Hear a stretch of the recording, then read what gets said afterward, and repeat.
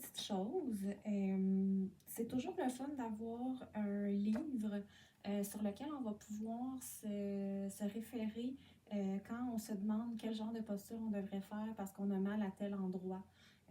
Moi, j'ai acheté ce livre-là. Écoute, ça fait vraiment longtemps. Je pense que Camélia, ma fille qui a 13 ans maintenant, était bébé quand je l'ai acheté. J'avais pris ça au Canadian Tire. Yoga, anatomie et mouvement. Donc, c'est sûr que ça existe encore, là. Si c'est pas ce livre-là spécifiquement, il y en a d'autres là, sur le marché, je suis à peu près sûre.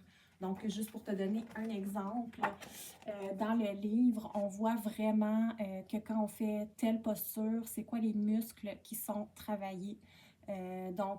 Pour le côté vraiment anatomie, pour le côté vraiment physique, quand on veut s'auto-traiter en faisant des étirements et du yoga, c'est vraiment pratique d'avoir un livre comme ça. Moi, dans ma pratique de massothérapie et kinésithérapie, je me sers de ce livre-là souvent pour montrer à mes clients des étirements. Puis, ça permet vraiment que je leur montre quels muscles ils vont aller étirer en faisant telle posture. Donc, super le fun. Puis, j'ai aussi eu en cadeau, je me rappelle pas de qui, mais bref, un livre super intéressant aussi. Ça, c'est pour ceux comme moi qui ont un petit côté aussi spirituel, énergétique, là, qui aiment ça, aller travailler pas juste le corps physique, mais les corps énergétiques et subtils. Un livre vraiment le fun pour expliquer quel chakra on va venir travailler quand on fait une posture.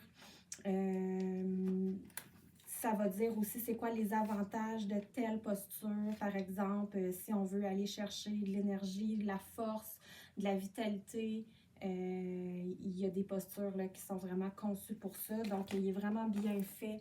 Un chapitre là, pour chaque chakra avec les couleurs aussi. En tout cas, bref, je vous le conseille.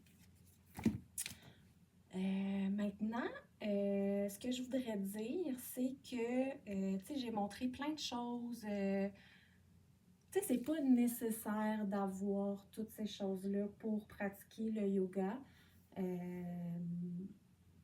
C'est des outils complémentaires. C'est pour vraiment faciliter.